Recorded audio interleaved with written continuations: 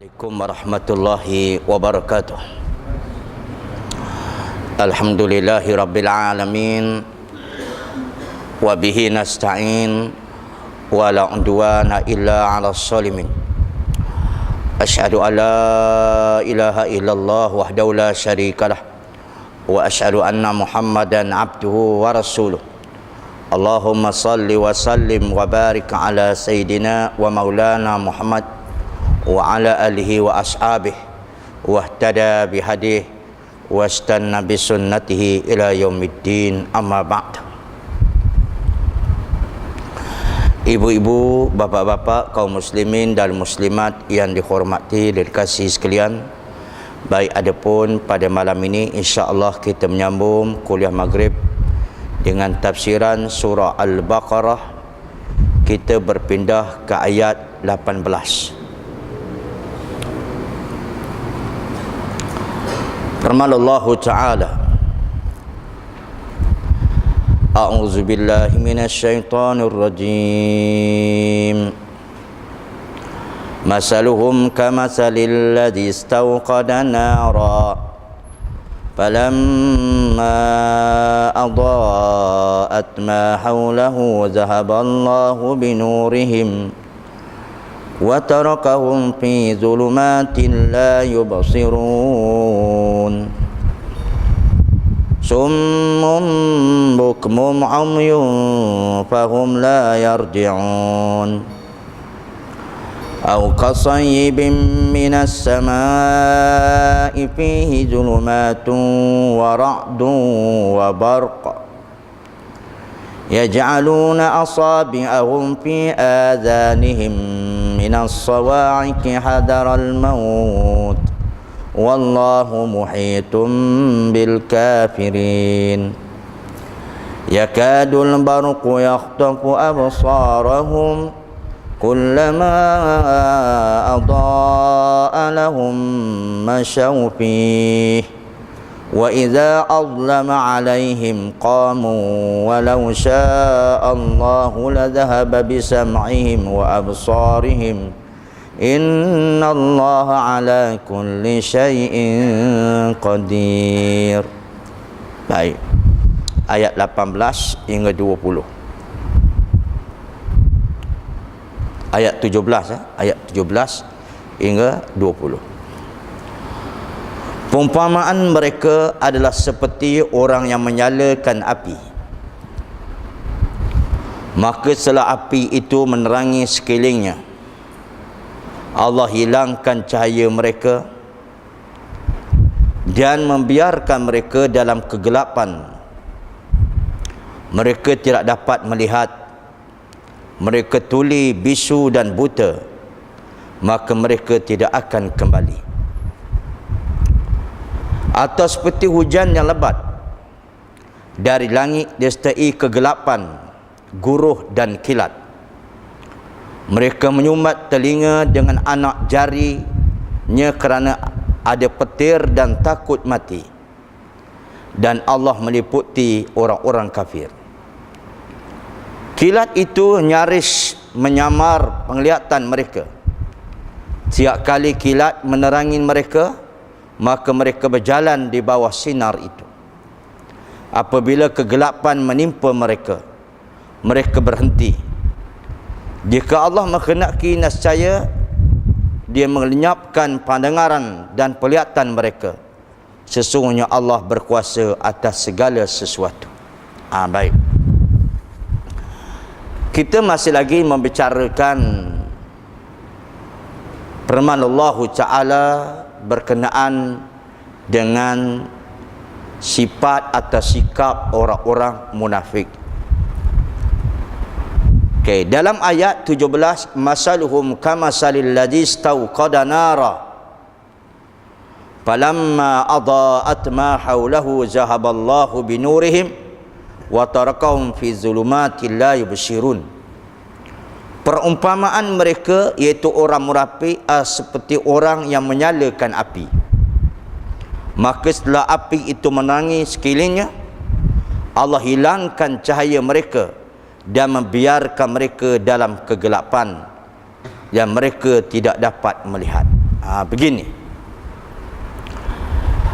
diibaratkan orang munafik seperti orang menyalakan api. Bermaksud di sini, kata Ibnu Katsir rahimallahu taala,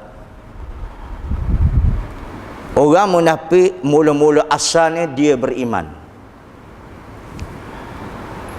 Maksud di sini dikiaskan, diumpamakan apabila mereka dalam keadaan beriman pada peringkat awal, ibarat mereka dalam keadaan menyalakan api yang mengambil cahaya daripada api itu. Sudah tentulah untuk ambil cahaya daripada api itu untuk mengambil manfaatnya, seperti menerang keadaan sesuatu, untuk mengambil manfaat daripada penerangan cahaya api itu. Maka orang-orang munafik di masa peringkat mulanya, dia ialah bermasuk Islam, dia beragama dengan agama Islam, maka dapatlah cahaya. Masa duduk dengan Nabi SAW dapat cahaya, dia tahu benda ni salah, dia tahu benda itu benar. Maka masa dapat cahaya itu semuanya elok belaka. Itu dia. Tetapi setelah mana dia duduk dengan Nabi SAW dapat cahaya, lepas tu pula dia berkawan pula dengan orang-orang yang bukan beriman, yang kita baca pada ayat dulu kan, wa idza laqul ladzina amanu qalu amanna wa idza khalau ila syayatinihim qalu inna ma'akum. Itu dia. Apabila mereka bertemu dengan orang yang beriman, mereka kata mereka beriman. Tapi di masa duduk dengan orang beriman tu, mereka nampak baik, nampak dalam keadaan cahaya. Tapi wa idza khalau ila syayatinihim, bila mereka kembali kepada syaitan mereka, yakni golongan-golongan kafir, maka kaum muslimin dan muslimat kalian, maka apa berlaku? Maka keraguan di dalam Islam itu timbul. Apabila berkawan dengan orang-orang yang kafir tadi. Ibaratnya, falamma adaa'at ma haulahu zahaballahu binurihim wa tarakahum fi zulumatil la yubsirun.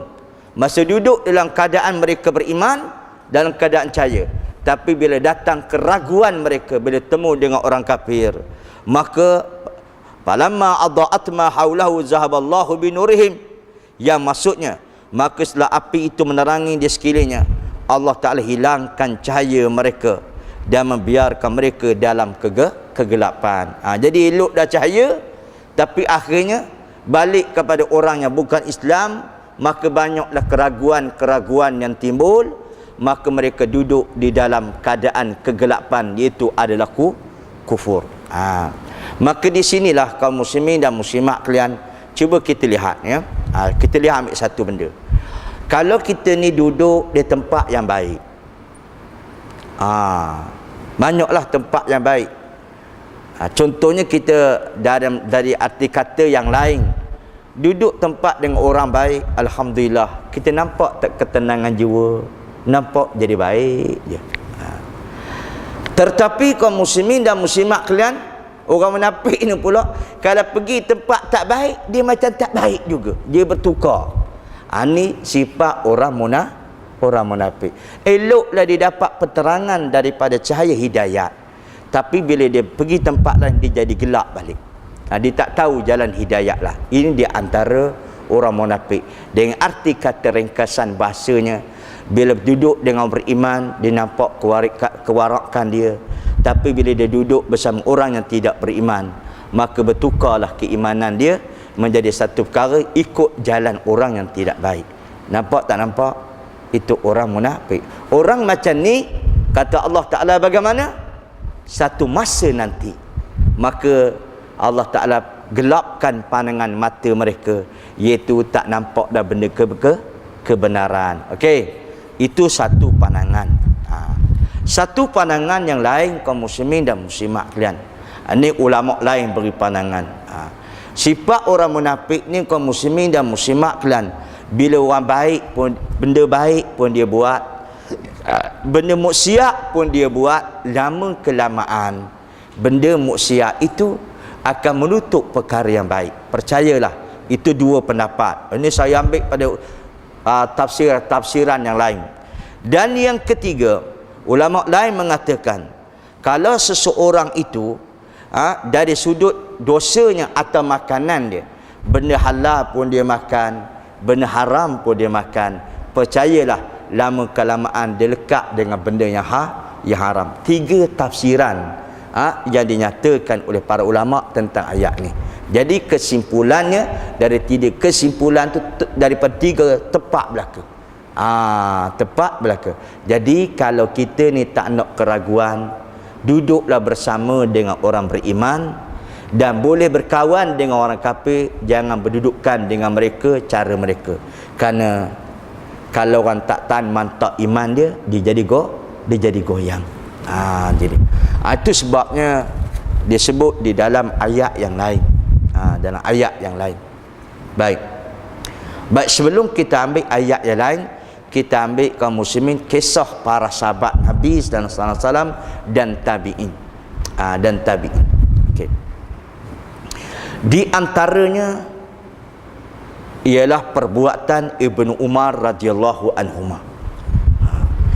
Ibnu Umar ni kaum muslimin dan muslimat, orang faham dah, orang yang kuat sungguh berpegang dengan sunnah Nabi, dan dikenal di antara para sahabat orang yang betul-betul berpegang pada sunnah walaupun benda itu dinampak kecil. Saya ambil satu contoh lah, Ibn Umar ni. Apabila dia datang ke Madinah, nak kata kuat betul pegang pada sunnah Nabi ni, bila sampai di Madinah kaum muslimin dan muslimat kalian, jadi Ibn Umar ni dia tidak mengikatkan kenderaannya dekat dengan masjid. Dia ikatkan kenderaannya bila sampai ke Madinah jauh sedikit. Kerana dia sahabat yang dimuliakan, orang bertanya, kenapa tidak diikat di sini lebih dekat daripada ikat di sana? Dia kata apa? Sebabnya Rasulullah sallallahu alaihi wasallam aku ikat di situ sebab Rasulullah sering kali mengikat untanya di situ. Itu sebab aku ikat. Kuat sungguhlah. Kemudian dengan ikatan unta pun turut juga. Itu memang hebatlah. Tetapi kaum muslimin dan muslimat kalian, satu hari tuan-tuan boleh rojok cerita ini dalam satu kitab Talbisul Iblis yang dikarang oleh Ibnu Jauzi rahimallahu ta'ala. Baik. Satu hari Sayyid Ibnu Umar menghadiri satu majlis. Satu majlis. Tiba-tiba dalam majlis tu ada perkara yang lara. Minta maaf, adakah kisah ini ditahqiqkan? Tapi Ibnu Jauzi menyebut dengan minta maaf cakap muzik yang begitu kuat. Begitu kuat. Lalu bila berlaku demikian, Ibnu Umar masuk masjid, terus dia tutup telinga dia. Bila tutup telinga dia, dia terus lari. Lalu seorang sahabat lain mengikurinya. Bila mengikurinya kaum muslimin, dia kata, "Ya Ibnu Umar, suara itu sudah tidak kedengaran lagi." Lalu apa kata Ibnu Umar radhiyallahu anhu? Itulah satu suara yang mana mematikan hati manusia. Kan? Itu sebabnya kaum muslimin dan muslimat, wallahu alam, ini pendapat.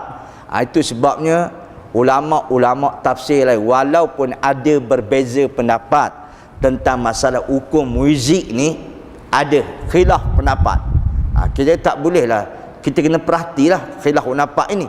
Jadi permasalahan, tapi Ibnu Umar dia jaga suara itu boleh mematikan hati seseorang.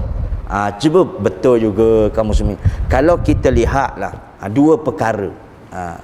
Kalau dengar orang dengan baca Quran dengan dengar lagu muzik ni, mana sedap dengar? Tak nak jawab pula, tu tak seronoknya.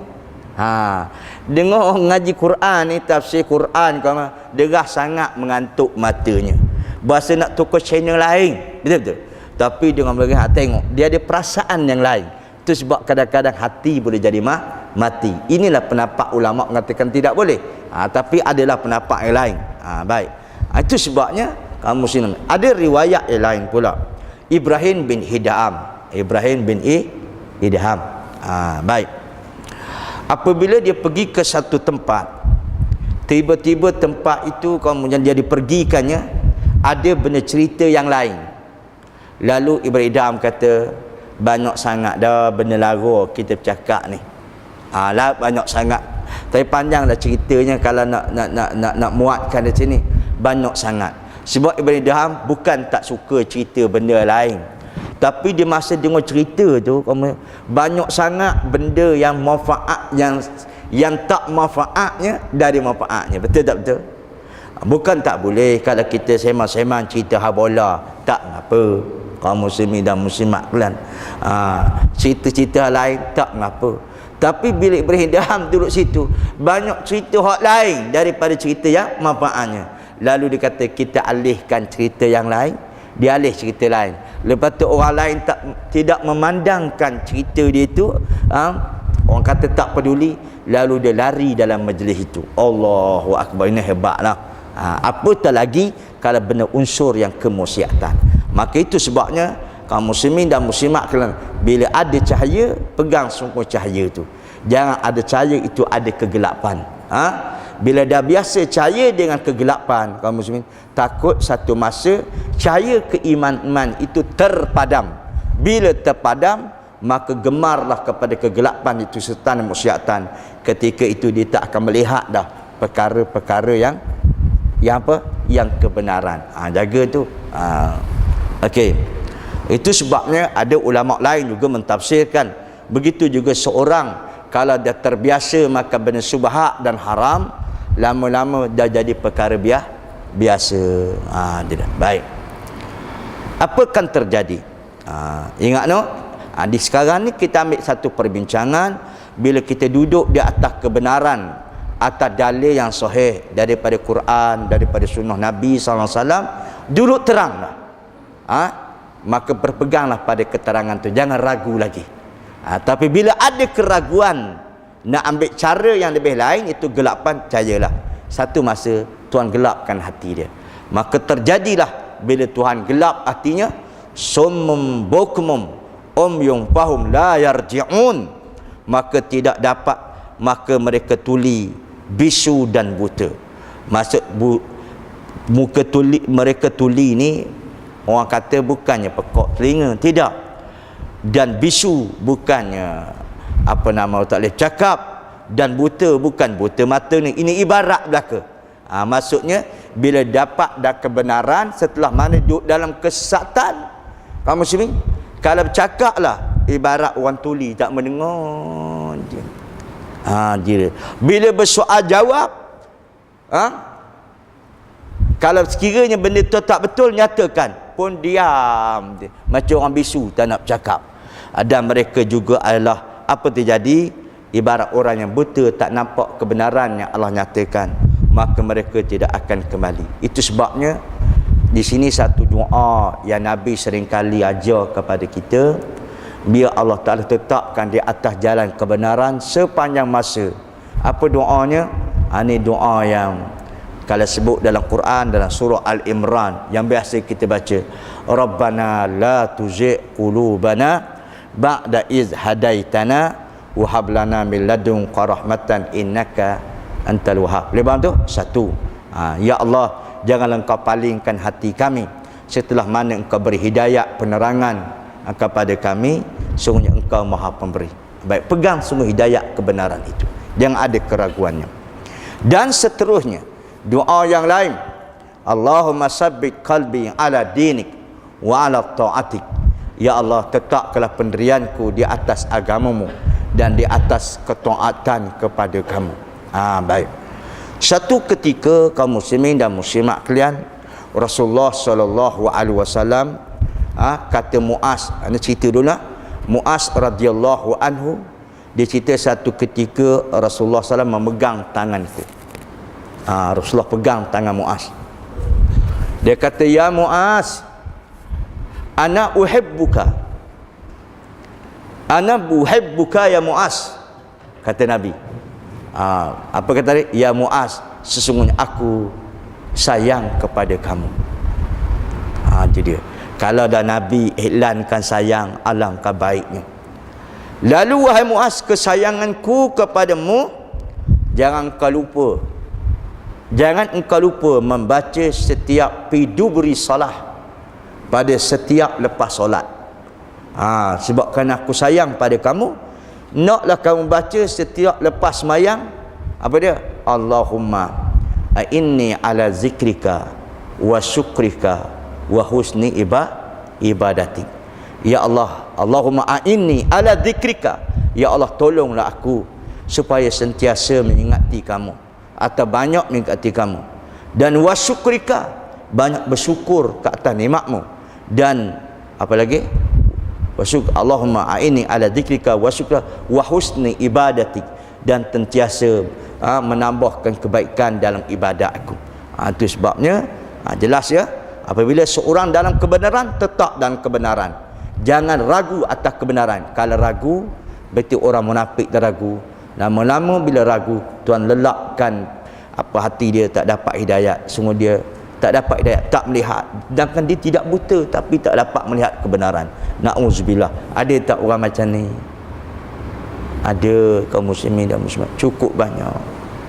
Jadi nampak dah kadang-kadang dia ceritakan buat benda-benda dah salah, dia nampak betul juga. Itu na'udzubillah. Okey, habis ya.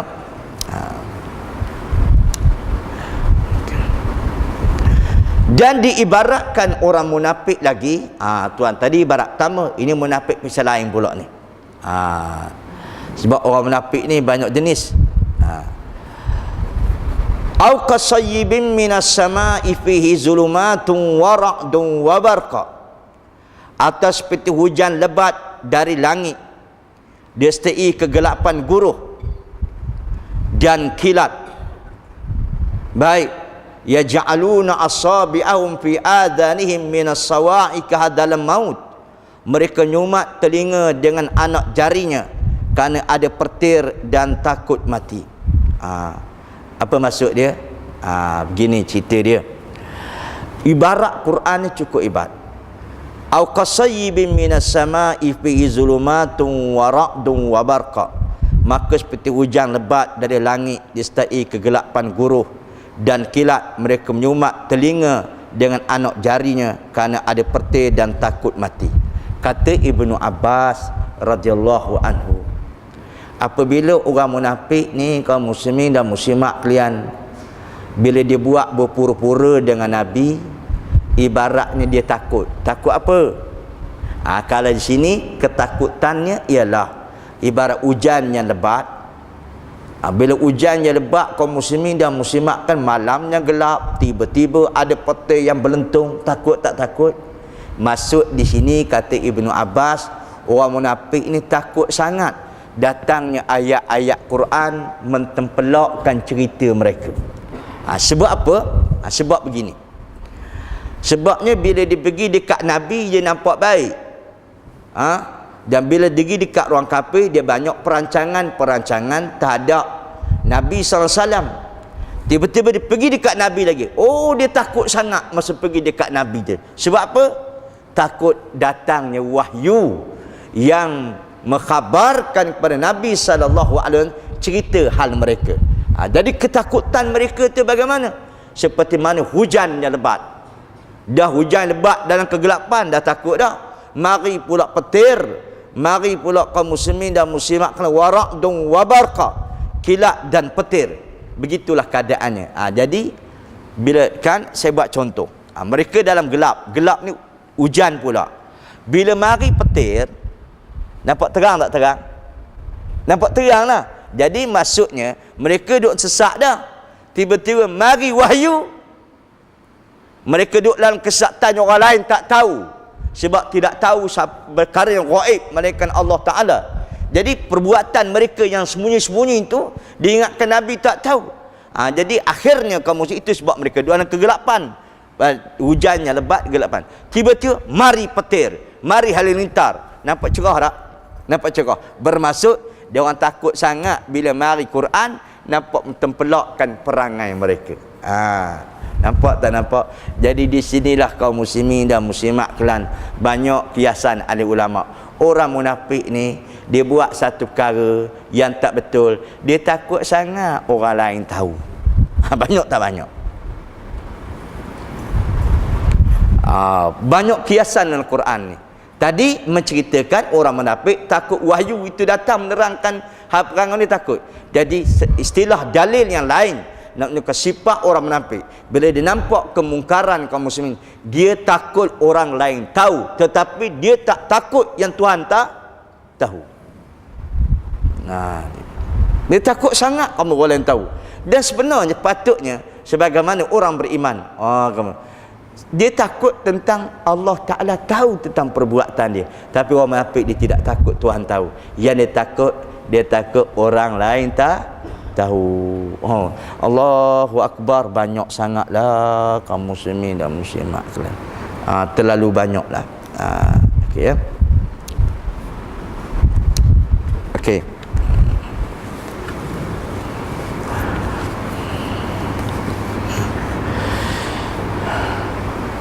Wallahu muhitun bil kafirin. Dan sesungguhnya Allah Ta'ala meliputi orang-orang yang kafir. Maksud meliputi ni mengetahui perbuatan orang kafir dan perancangan mereka. Baik. Dan juga kita kaum muslimin dan muslimat kan Tuhan pun tahu. Jadi di sinilah satu dalil para ulama mengatakan. Tengok ya. Kita ambil kait lain.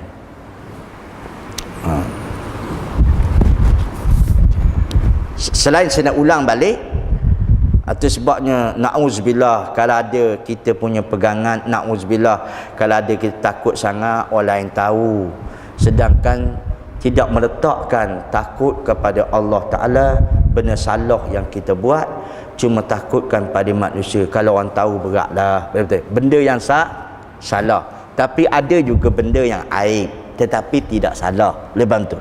Benda yang aib takut orang tahu, itu tak termasuk. Ini benda tu benda yang salah, ikut syariatnya masalah, tapi dia tak takut pada Allah, dia takut orang lain tahu. Ini yang masukkan. Ada tak benda aib kaum muslimin yang kita takut orang lain tahu? Ada tak? Yang tapi itu tidak bersama dengan syariat. Adalah kaum muslimin dan muslimat kalian. Contohnya berbalah rumah tangga sikit-sikit, kita sembunyi lah buat berlakon, itu tak ada masalah. Itu bukan orang munafik, tak kena depan orang ramai kita dah tengkor balik, tak ada masalah tu. Baik, inilah benda yang haram, benda yang maksiat, tahu dah salah, dia sembunyi seolah dia takut pada Allah. Itulah yang dia masukkan datang wahyu untuk menerangkan perangai mereka. Baik. Wallahu muhitum bil kafirin. Allah Ta'ala meliputi pengetahuannya tentang orang-orang yang orang kafir. Baik. Habis.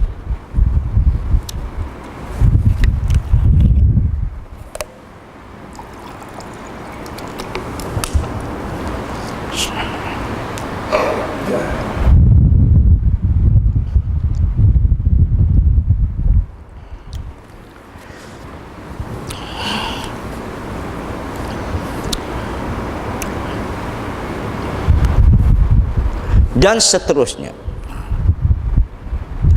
Yakadul barqu yaqtafu absarahum kullama adaa lahum masyaw fi wa iza adlama alaihim qamu walau syaa Allahu la dhahaba bisam'ihim wa absarihim innallaha ala kulli syai'in qadir. Kilat itu nyaris menyamar penglihatan mereka. Setiap kali kilat menerangi mereka, maka mereka berjalan di bawah sinar itu. Apabila kegelapan menimpa mereka, mereka berhenti. Jika Allah menghendaki, nescaya Dia juga melenyapkan pendengaran dan penglihatan mereka. Sesungguhnya Allah berkuasa atas segala sesuatu. Baik. Begitulah keadaan di atas dunia. Maka disebut kata Ibnu Abbas, ayat ni juga dibawa kepahaman di akhirat kelak. Tapi seulang semula ya. Yakadul barqu yaqtafu absarahum. Kilat itu nyaris menyamar penglihatan mereka. Setiap kali kilat menerangi mereka, maka mereka berjalan di bawah sinar itu. Kalau mereka dapat cahaya kilat, mereka mereka berjalan di atas cahaya kilat itu. Apabila kegelapan menimpa mereka, mereka berhenti. Jadi bila dapat penerangan, lepas tu apabila kilat tu tiada, maka mereka dalam keadaan berhenti. Bermaksud berhenti di sini tak dapat mana tuju arah. Itu sifat orang munafik ini Tuhan beri penyakit macam tu. Mula-mula dapat ketenangan, tapi apabila ketenangan dengan cahaya itu dapat, dia kata ikut, mari pula kegelapan, maka mereka tidak dapat ketenangan dalam jiwa dan kehidupan mereka. Jadi seterusnya Ibnu Abbas kata, tadi kita ulang balik ayat, Ibnu Abbas kata begitu juga sikap orang munafik ni di erak kelak kaum muslimin dan muslimat kalian, dia dapat menerang satu tempat, di tempat yang lain dia gelap. Besok di erak kelak dia duduk tempat yang terang, tempat lain pun dia gelap. Baik, tolong tu rujuk dalam surah Al-Hadid. Surah Al-Hadid. Okey, ayat yang ke-13. Dikatakan kepada mereka, ini orang munafik ni masih derak kelak. Kembalilah, dikatakan pada mereka, kembalilah kamu ke belakang dan carilah sendiri cahaya untukmu. Surah Al-Hadid ayat 13. Kata ulama tafsir, tabiat orang munafik ni besok di erak kelak adalah sama. Bermaksud apa dia? Dia masa duduk dalam zaman Nabi Muhammad SAW, dia nampak cahaya gelap. Dia kembali kepada kekufuran, dapat cahaya terang. Bila kembali pada kekufuran, nampak gelap. Begitu juga orang musyrik, besok orang munafik ni di erak kelak ada cahaya terang. Berjalan sekejap, nampak gelap. Lalu dia berkata, tunggulah kami untuk kami dapatkan cahaya pada kamu. Maka di sini kalau kita lihat dalam tafsiran surah Al-Hadid, disebut dia masa meniti as-sirat. Dia masa meniti as-sirat besok, semua yang meniti. Orang munafik ni kaum muslimin, dia meniti dalam keadaan kegelapan. Orang yang beriman meniti as-sirat dalam keadaan keterangan. Orang munafik berkata, apa dia mengatakan? Baik, tunggulah kami untuk kami menumpang cahaya kamu. Surah Al-Hadid, tuan-tuan tengok ayat yang ke-13. Tunggulah kami supaya kami dapat mengambil sebagian daripada cahaya kamu. Maka dikatakan kepada mereka, kembalilah kamu ke belakang dan carilah sini cahaya untukmu. Jadi tabiat mereka tu, dia dapat cahaya dari dunia, dia tak nak ikut, dan akhir jadi gelap. Besok dia nak kelak, Allah Ta'ala balas balik. Di sinilah satu hadis yang diriwayatkan oleh Imam Muslim rahimallahu ta'ala daripada Jabir bin Abdullah. Apa Nabi kata? Yub'asu kullu abdin ala ma mata alaih. Dibangkitkan manusia besok setelah dia mati mengikut apa yang dia buat di atas dunia besok. Dia dapat kebenaran, dia jual kebenaran.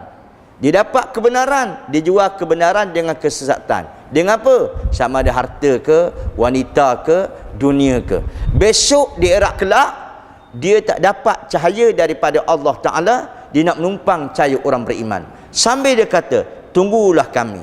Maka itu sebab ke dalam Ibnu Kathir mentafsirkan ayat ini dalam Quran dengan Quran. Tadi kita cerita bab Ibnu Kathir ni cerita Quran dengan Quran. Begitulah orang munafik besok, kaum muslimin bila meniti as-sirat besok, semua meniti belaka.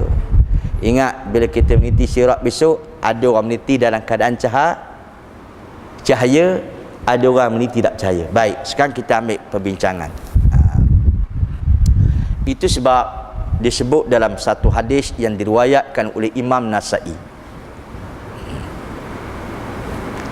yang menjadi cahaya ni masa kita berjalan di mahsyar besok, selain daripada iman yang mantap, itu cahaya yang pertama, dan yang kedua daripada amalan kita.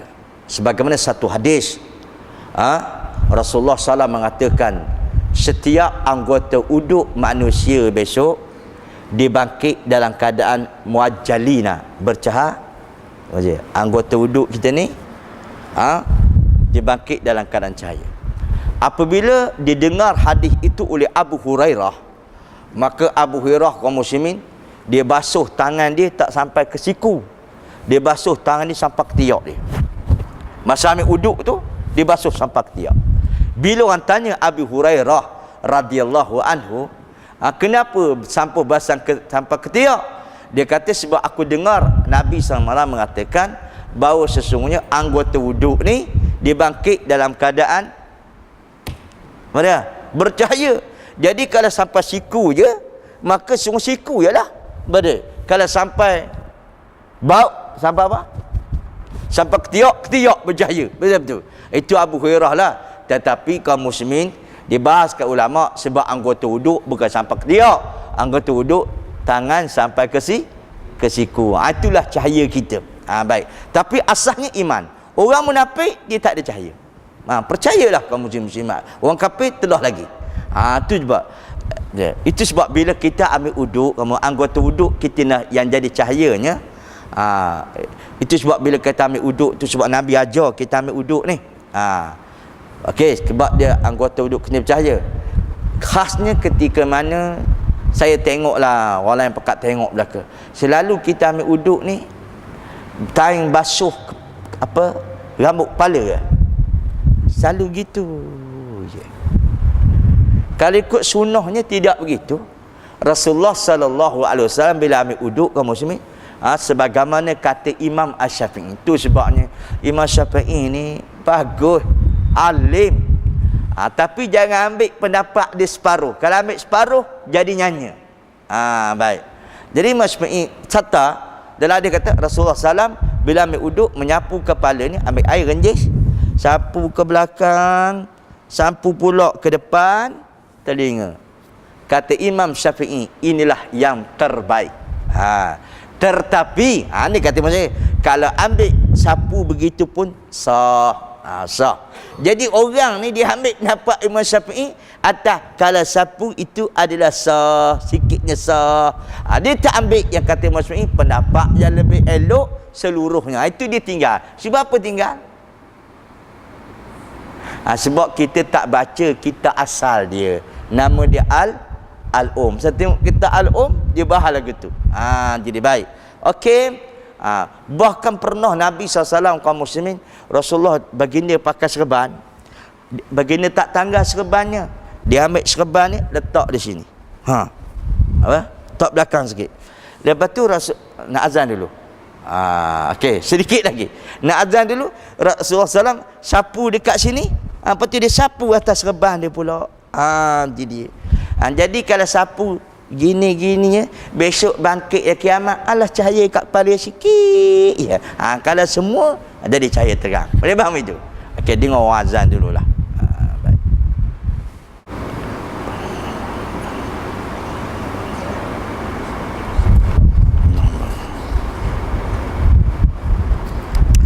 Okey, kita ulang sedikit lagi ya. Maka itu sebabnya kaum muslimin dan muslimat kalian, maka bila orang munafik ni dia tak ada cahaya di atas dunia ni, kalau meninggalkan cahaya, besok pun dia tak dapat cahaya di akhirat kelak. Maka itu sebab bagi orang beriman kaum muslimin, dia ada beriman dan ada cahaya yang menyuluh ni. Di antara cahaya yang menyuluh bagi dia, bagi orang beriman ni, tadi orang munafik lah, orang munafik memang tak ada cahaya lah. Dia akan menumpang cahaya orang beriman. Jadi orang beriman kata kembalilah kamu ke belakang. Baik. Okey, sekarang kita ambil kisah orang beriman pula sedikit. Orang beriman ni yang menyuluh cahaya dia besok di akhirat kelak, masa meniti akhirat dia berjalan pada maksar, di antara pada iman dia, dia anggota uduk dia. Anggota uduk dia. Baik. Baik, kita ambil satu yang lain. Ada lagi cahaya yang menyuluh orang beriman ini. Baik, kita nak cahaya suluh tu, kalau kita berjalan ni kaum muslimin, nak cahaya kita lah ibarat kalau kita berjalan di atas jalan raya malam tu. Nak lampu yang terang ke yang jauh atau lampu yang terang yang dekat? Boleh faham tu? Sudah tentu orang nak lampu yang jauh. Jadi bila besok di akhirat kelak kita nak jauh, ada satu hadis yang diriwayatkan oleh Imam Hakim dalam kitab dia Mustadrak, maka hadis ini disahihkan, hadis hasan sahih. Okey, tengok ini sambil cerita lain ni. Rasulullah SAW menegaskan, barang siapa yang baca surah Al-Kahfi, dia rajin baca surah Al-Kahfi, Dalam satu riwayat lain dia menghafal 10 ayat yang terakhir surah Kahfi. Baik, dan riwayat lain dia menghafal 10 yang awal surah Al-Kahfi. Ada riwayat banyak. Di riwayat lain, barang siapa yang membaca surah Kahfi pada malam Jumaat atau hari Jumaat, sampai 4 riwayat hadis. Pertama, tak disebutkan harinya. Barang siapa yang baca surah Kahfi, satu hadis. Dan barang siapa baca 10 yang terakhir, 2 hadis surah Kahfi. Dan barang siapa yang menghafal, menghafal bukan baca ni, menghafal 10 yang awal. Dan barang siapa yang baca surah Kahfi pada malam Jumaat dan hari Jumaat, Allah Ta'ala memberikan cahayanya di akhirat kelak di tempat dia tinggal hinggalah Makkahul Mukarramah. Itu hadis yang diriwayatkan oleh Imam Hakim dalam kitab Mustadrak. Hadis ini disahihkan. Baik. Bayangkanlah kaum muslimin, kita baca surah Kahfi, Allah Ta'ala beri penerangan, beri terang cahaya besok penyuluh jalan kita di akhirat kelak. Kalau orang duduk di mana? Tambah Temuda. Di Tambah Temuda, sampai ke Mekah ni cahaya dia menerang. Hebat tak hebat? Hebat. Jadi baik. Jadi kaum muslimin dan muslimat kalian, kita tukarlah sekali-sekala. Boleh buat macam tu, jangan tinggallah. Jadi kalau orang nak baca Yasin, dia baca, tapi jangan tinggal surah Al-Kahfi. Itu dia kaum muslimin. Itu tak ada, maksudnya afdal surah Kahfi itu dibaca. Jadi itu bagi orang yang beriman. Jadi kesimpulan ayat yang boleh kita ambil kaum muslimin, ada 3 fakta yang saya ambil di sini ya, berpandu pada ulasan tafsir-tafsir lain. Yang pertama sekali kaum muslimin dan muslimat kalian, orang-orang munafik ni akidah dia goyang. Dia goyang. Jadi kita ni kaum muslimin jangan jadi patah Melayu. Bila duduk kandang kambing mengembek, bila duduk kamang kebau ke lembu ngau, gitu betul-betul. Gitulah. Janganlah kaum muslimin bila tempat orang beriman, nampak jadi lain. Bila duduk tempat lain, nampak bertukar. Bertukar dia punya perangai dia. Itu pertama kesimpulannya. Kita tetap bila beriman dalam keadaan yang soleh-solehlah situ. Yang keduanya kesimpulan yang boleh diambil kaum muslim, orang munafik ni sifat dia selalu menyembunyikan kemungkaran maksiat yang dibuat dari pandangan manusia, yang dia tak takut kepada Allah apa yang dia buat. Ini orang munafik ni. Yang benda mungkar patut dia takut pada Tuhan, tapi dia tak takut. Dia takut pada perhatian manusia. Baik. Dan yang ketiga yang dapat disimpulkan, percayalah kaum muslimin dan muslimat kalian, perbuatan manusia di atas dunia ni akan membentukkan perangai dia di akhirat kelak. Boleh bantu?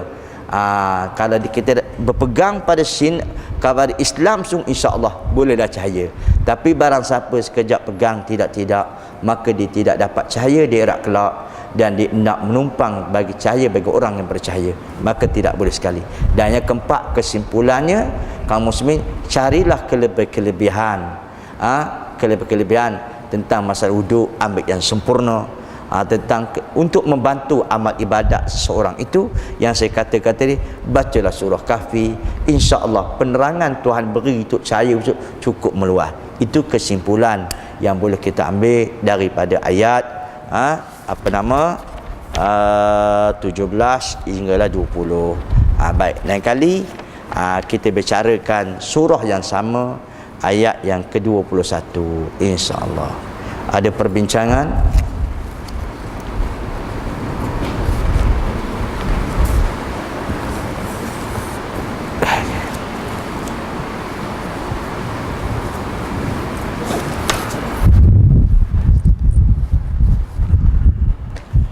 Okay, wallahu a'lam.